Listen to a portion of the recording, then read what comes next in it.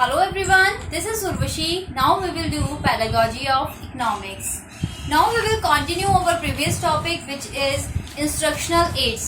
Last topic में हम लोगों ने जाना था what is instructional aids. Instructional aids हमारे क्या होते हैं, ठीक है, लाइक हमारे चार्ट्स, मैप्स जो टीचर्स को हेल्प करते हैं अपने स्टूडेंट्स को पढ़ाने के लिए. ठीक है, आज हम लोग करेंगे सेपरेट टॉपिक करेंगे हमारा चार्ट का. तो चार्ट्स के क्या बेनिफिट्स होते हैं, कैसे चार्ट को प्रिपेयर किया जाता है. ठीक है, व्हाट इज चार्ट. चार्ट आप लोगों को जैसे पता ही होगा, आप लोग ने अपने स्कूल्स में, कॉलेजेस में या फिर स्कूल टाइम में, तो कॉलेज में अगर नहीं किए होंगे, वैसे तो किए होंगे, आप लोगों ने चार्ट्स बनाए, प्रिपेयर किए होंगे, बट स्कूल टाइम्स में आप लोगों ने चार्ट्स जरूर प्रिपेयर किए होंगे. आई थिंक सभी बच्चों ने ये चार्ट्स जो है प्रिपेयर किए होंगे. तो बेसिकली चार्ट्स क्या होते हैं. Charts are valuable instructional aids material used in, कह सकते हैं इकोनॉमिक्स में जो चार्ट्स होते हैं बहुत ही ज्यादा यूजफुल थिंग्स होते हैं. चार्ट्स के थ्रू हम अपने सारे के सारे डायग्राम्स जो हैं अपने स्टूडेंट्स को इजीली समझा सकते हैं. ठीक है, आप थ्योरी में पढ़ाते रहेंगे बुक्स में तो वो आपको ज्यादा समझ, आप इसके थ्रू, आप जो चार्ट्स के थ्रू अगर आप अपने स्टूडेंट्स को पढ़ाते हैं इन इकोनॉमिक्स में, अब उनके डायग्राम्स सारे प्रिपेयर करके, तो आपको समझाने में भी इंटरेस्ट आता है और साथ साथ आपके स्टूडेंट्स को भी अटेंटिवली वो अपनी क्लास में टीचर्स के डायग्राम्स को देख के समझने का कोशिश करते हैं.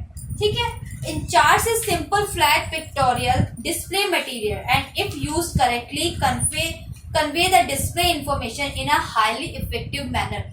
जो अगर आपका जो चार्ट्स है प्रॉपरली मेंटेन होगा, अच्छा होगा, जिसमें स्टूडेंट्स को अच्छी कह सकते हैं आपकी जो इंफॉर्मेशन है चार्ट में बहुत ही ज्यादा यूजफुल इंफॉर्मेशन सिर्फ होनी चाहिए. ये नहीं है कि आप पूरा कहानी उसमें पूरा थ्योरी भरे जा रहे हैं, जो एकदम क्राउडेड सा आपको चार्ट जो है पूरा क्राउडेड सा नहीं बनाना है. कभी भी जब भी आपने चार्ट बनाना है अपना, एक ऐसा नीट एंड क्लीन बनाना है जो अगर आप अपनी क्लास में डिस्प्ले कर रहे हो अपने चार्ट को, आप आपके क्लास में लास्ट बेंच पे भी जो स्टूडेंट बैठा हो उसको भी नीटली वो चार्ट दिखना चाहिए. और जो चार्ट में इंफॉर्मेशन होनी चाहिए वो कह सकते हैं एकदम यूजफुल इंफॉर्मेशन होनी चाहिए. कुछ भी एग्जाम्पल्स ये वो फालतू का कुछ नहीं होना चाहिए. जो आपके टॉपिक का मेन पॉइंट्स है वो उसमें मेंशन जरूर होने चाहिए आपके चार्ट में. ठीक है, आगे है हमारा प्रिपरेशन ऑफ चार्ट. चार्ट को कैसे प्रिपेयर करते हैं. It is very simple to prepare a chart. Chart की प्रेजेंटेशन को प्रिपेयर करना बहुत ही ज्यादा कह सकते हैं हम लोग सिंपल होता है. तो सबसे पहला जो स्टेप है हमारा, number 1 point is appropriate size. Appropriate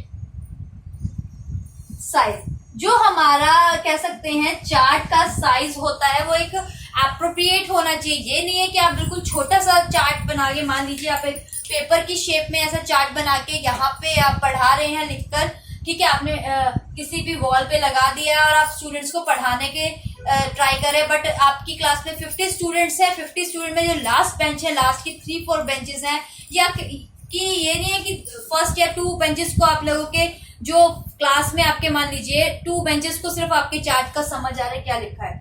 ठीक है, लास्ट के बेंच तक आपको जो आपका जो चार्ट है, डिस्प्ले है, उसका एक साइज है चार्ट का, एक ऐसा होना चाहिए, या फिर कह सकते हैं उस पे वर्ड्स जो लिखे हुए हैं वो इतने नीटली होने चाहिए जो लास्ट पे बेंच पे भी जो स्टूडेंट बैठा हो उसको भी वो नीटली दिखे. तो एप्रोप्रिएट एक साइज होना चाहिए according to the classroom. Classroom के हिसाब से आपका चार्ट जो है वो होना चाहिए. नेक्स्ट है हमारा ब्रीफ डिटेल. ब्रीफ डिटेल्स, जो उसमें चार्ट में डिटेल्स होती है वो ब्रीफली होनी चाहिए. ब्रीफली ये नहीं है मतलब कि आपने पूरा का पूरा कह सकते हैं पैराग्राफ बना के उस पर चार्ट पे लिख दिया. ब्रीफली का मतलब है एक प्रॉपर इंफॉर्मेशन होनी चाहिए आपके जिस टॉपिक के बारे में आप लोग पढ़ा रहे हैं. ठीक है, टीचर जिस टॉपिक के बारे में पढ़ा रही है उसकी एक यूजफुल इंफॉर्मेशन होनी चाहिए और एकदम नीटली लिखी होनी चाहिए सारी इंफॉर्मेशन. जो मेन पॉइंट्स है वो सिर्फ हाईलाइट्स होने चाहिए.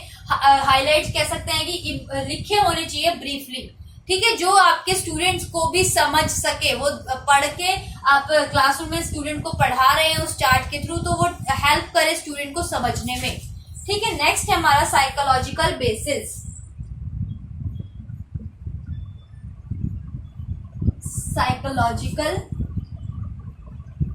बेसिस स्टूडेंट की साइकोलॉजी पे बेस होना चाहिए। स्टूडेंट की नीड्स के, एज के, उसकी नीड के या फिर उसके इंटरेस्ट के अकॉर्डिंग उनका चार्ट होना चाहिए।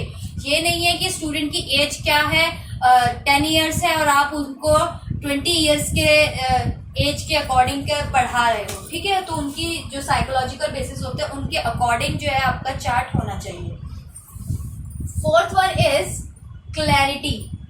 क्लैरिटी आप लोगों को बताया मैंने, प्रॉपर क्लैरिटी होनी चाहिए कि लास्ट बेंच पे भी स्टूडेंट बैठा है तो उसको दिखना चाहिए प्रॉपर नीटली, एकदम क्लैरिटी जो है कह सकते हैं विजुअल हो सके, एकदम अच्छा साफ सुथरा और बड़े लेटर्स में लिखा होना चाहिए, जो लास्ट बेंच पे भी स्टूडेंट बैठा हो उसको भी नीटली वो दिखे।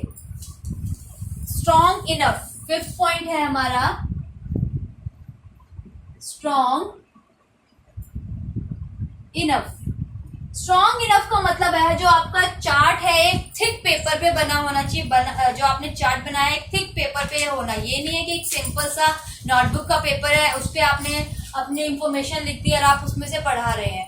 ठीक है, जो आपका चार्ट का पेपर होता है एकदम थिक होना चाहिए, जो आप वॉल पे डिस्प्ले करें तो वो एक प्रॉपर कह सकते हैं, हवा फैन चल रहा है तो वो ऐसे उड़े ना। ठीक है, आपको प्रॉपर जो आपका चार्ट है एक ढंग से मेंटेन करना है। ठीक है, स्ट्रॉन्ग होना चाहिए, ये नहीं कि रूम में फैन चला और आपका जो पेपर पे अगर आपने बना दिया तो वो उड़ रहा है। ठीक है, नेक्स्ट है हमारा अपकीप। हमारा 6 पॉइंट है हमारा upkeep. Means take care of, जो हमारा चार्ट है उसे एक सेफ प्लेस पे रखना चाहिए। आपने क्लास में पढ़ा दिया है टीचर ने, उसके बाद ये नहीं है कि आप कहीं पर भी उसे रख दो। हमेशा अपने चार्ट को जो भी टॉपिक से रिलेटेड आप लोगों ने बनाया है तो वो एक प्रॉपर सेफ प्लेस पे रखना चाहिए। तो ये हो गया हमारे प्रिपरेशन ऑफ चार्ट, कि चार्ट को कैसे हम लोगों ने प्रिपेयर करना है। नेक्स्ट हम लोग करते हैं टाइप्स ऑफ चार्ट, कि चार्ट्स के क्या क्या टाइप्स होते हैं। ठीक है, कितने टाइप के चार्ट्स होते हैं हमारे। तो चार्ट जो होता है हमारा कैसे एकदम सिंपल होना चाहिए, ये नहीं है कि आप लोग उसमें ड्राइंग पूरा फुली डेकोरेट कर रहे हो, एक यूजफुल ब्रीफ इंफॉर्मेशन होनी चाहिए। ठीक है, एक थिक पेपर पे बना होना चाहिए। आगे हम लोग करते हैं types of chart. Types of chart में क्या आ जाता है, number 1 is tree chart. Number 1 is tree chart. First जो टाइप है चार्ट का हमारा क्या है, ट्री चार्ट। जो इसकी फिगर होनी चाहिए, ट्री चार्ट की फिगर जो है कह सकते हैं आप लोग रिजेंबल करनी चाहिए ट्री की तरह, कि आपने मान लीजिए ट्री की तरह उसकी शेप बनाई है पूरी। ठीक है, तो कि जैसे क्या उसकी ब्रांचेस थी, क्या उसकी रूट्स थी, किस रूट्स के, जो आपका चार्ट होता है कि मान लीजिए जैसे इकोनॉमिक एक्टिविटीज है। ठीक है, इकोनॉमिक एक्टिविटीज के आगे फर्दर क्या प्रोडक्शन होता है, मैन्युफैक्चरिंग, एक्सचेंज, गुड सर्विसेज, उसकी ब्रांचेस क्या होती हैं। प्रॉपरली आपको ट्री के शेप में आपने चार्ट बनाना है। ठीक है, या फिर एक और एग्जांपल देती हूँ आपको। जब आप लोग स्कूल में होते थे तो आप लोगों को टीचर बोलती थी कि आपने एक फैमिली ट्री बनाना है। ठीक है, फैमिली ट्री पे चार्ट बनाना है। ठीक है, तो आप लोग चार्ट बनाते थे, या फिर मुझे उस टाइम पे नहीं बट स्टिल अभी इस टाइम पे ऐसा होता है, जो मेरे कजन्स ब्रदर सिस्टर्स हैं छोटे, तो वो लोग मेंटेन करते हैं आगे। ठीक है, तो उसमें वो लोग क्या करते थे, ट्री बन की शेप में एक चार्ट बनाते थे। ठीक है, तो उसमें जो रूट्स होती थी, रूट्स की जगह पे अपने जो ग्रैंड पेरेंट्स होते हैं उनकी फोटोज लगाते थे। ठीक है, रूट्स में क्या लगाते थे, अपने ग्रैंड पेरेंट्स की। ठीक है, आगे जो ट्री की लीव्स होती थी, लीव्स पे अपने पेरेंट्स की या फिर अपने चाचा चाची, अंकल आंटी जो थे उनकी फोटोग्राफ्स लगाते थे वो। ठीक है, और जो उसके बाद साइड में वो फ्रूट्स बनाते थे उस पेड़ पे। उस फ्रूट्स में क्या आता था, वो जो उनके बच्चे होते थे पेरेंट्स के, उनके जो मदर फादर हैं उनके बच्चे, मतलब खुद की अपनी, या फिर उनके जो अंकल आंटी हैं उनके बच्चे, तो उनकी वो फोटोज जो थी वो फ्रूट्स की शेप में बना के लगाते थे। तो ये फैमिली ट्री की तरह वो बनाते थे। जो आपका चार्ट मैंने आप लोगों को एग्जांपल दिया, आप लोगों को इससे ज्यादा अच्छे से समझ आया होगा। जो फैमिली ट्री की तरह आप लोग चार्ट बनाते हैं, तो जो हमारा ट्री चार्ट होता है वो किससे रिजेंबल करना चाहिए, हमारे ट्री की शेप में। ठीक है, जो आप लोगों को आई होप्स हो कि ये एग्जांपल आप लोगों को समझ आया होगा जो आपको फैमिली ट्री का मैंने बताया। नेक्स्ट आता है हमारा टाइम चार्ट।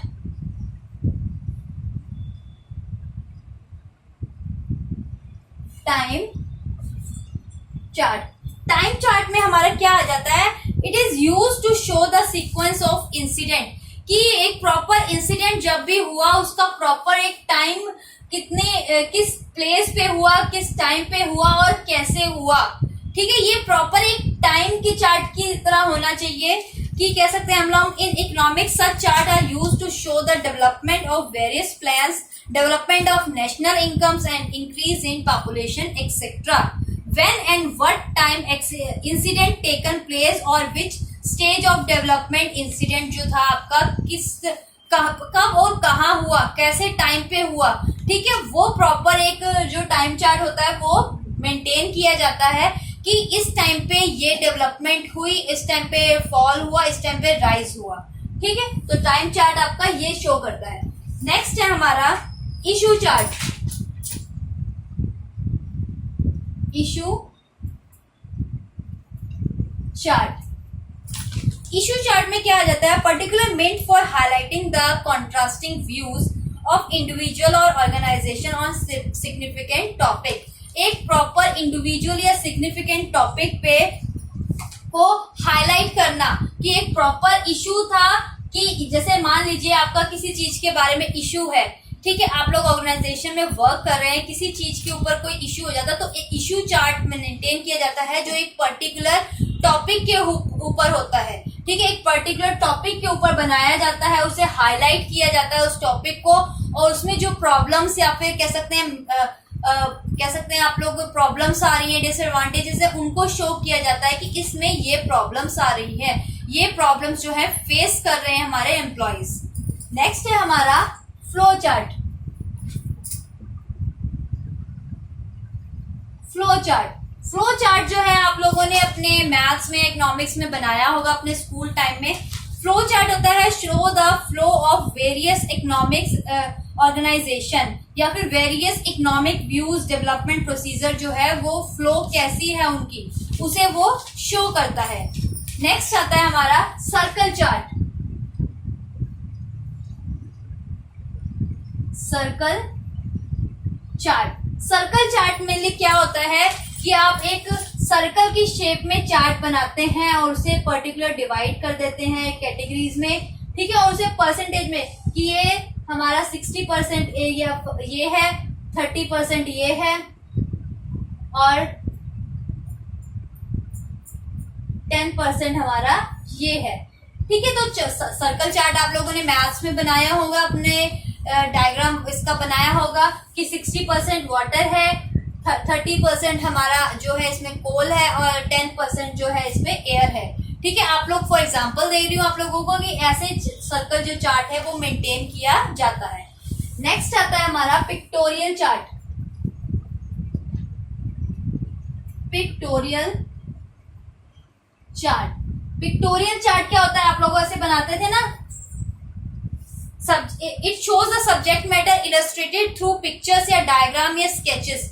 कि मान लीजिए कि आप लोगों को दिखाई कि इतनी सर्विस, इतने स्कूटर्स हैं, इतनी मोटरसाइकिल्स हैं, आप लोग ऐसे बनाते थे ना। ठीक है, कार्स की स्पीड इतनी है, ये ऐसे करके जो आप लोग बनाते थे उसे बोलते हैं हम लोग pictorial. This is most commonly use in classroom while teaching.